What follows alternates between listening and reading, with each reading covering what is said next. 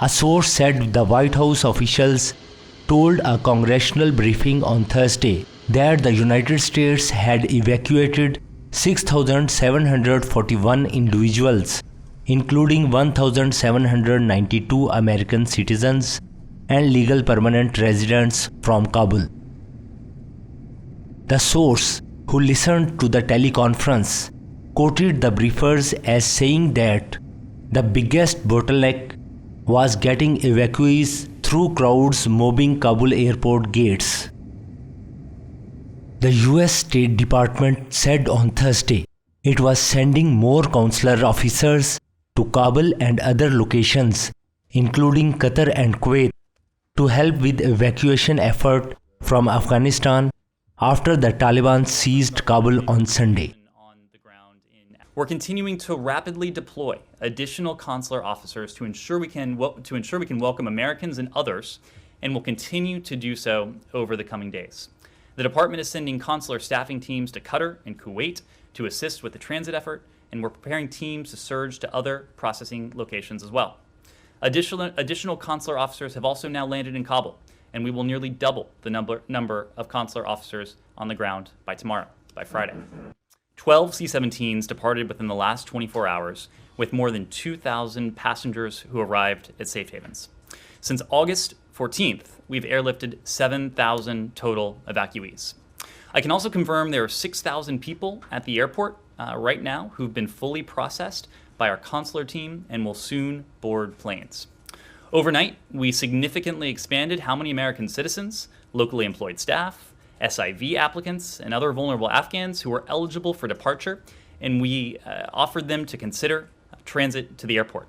So what I can say, and I'm seeing the same reports on Twitter that you are, and every report of someone unable for whatever reason to reach the airport is something we take very seriously.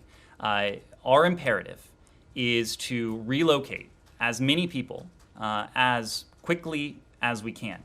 And we've seen the reports of congestion. My understanding is that things are moving quite efficiently at this hour at the airport now. But every report we see of someone unable to reach the airport is of concern. We are doing everything we can mechanically, logistically, but then of course there's also the diplomatic element to this as well.